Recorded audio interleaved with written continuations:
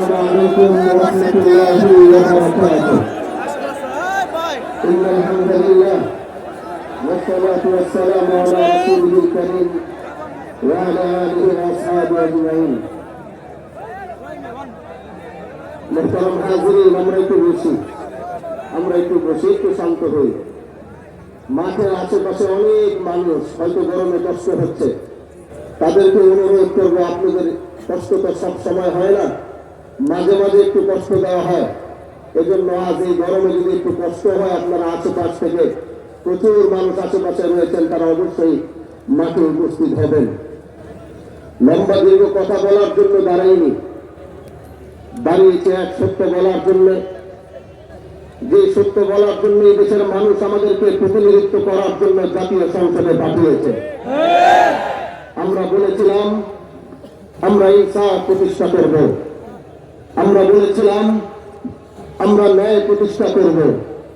আর আমাদের এই আওয়াজগুলো, এই কথাগুলো এই দেশের মানুষ, আমার এলাকার মানুষ, তারা বিশ্বাস করেছিল এবং বিশ্বাস করেছে এই শিবচরের মানুষ আমাকে ভোট দিয়ে আমাদেরকে জাতীয় সংসদে পাঠিয়েছে। মহান আল্লামা মামুনুল হক দামাত বরকাতুহু আমার উপর আস্থা রেখেছেন।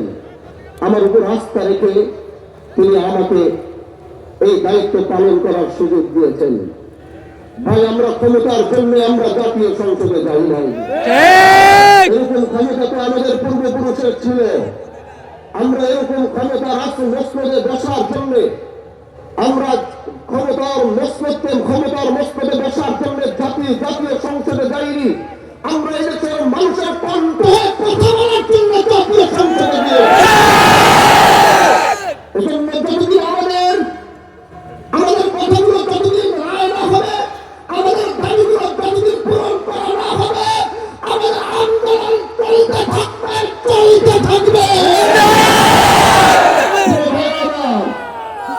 মানুষ 70% মানুষ গণভোটের পক্ষে রায় দিয়েছে, 70% মানুষ জুলাইয়ের পক্ষে রায় দিয়েছে। এজন্য দেশের জনগণের ম্যান্ডেটের বাইরে গিয়ে অন্য কিছু করার কোনো সুযোগ করা হবে না।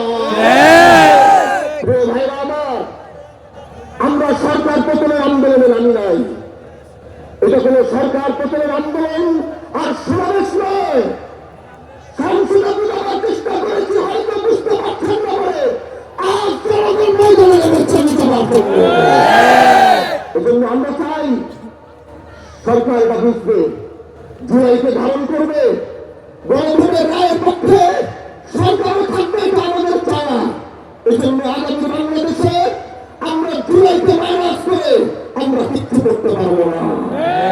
ভাইরা আমার, এই ময়দান থেকে এটাই বলতে চাই, আমরা জাতীয় সংসদে আমরা জনগণের কণ্ঠ হয়ে কথা বলবো।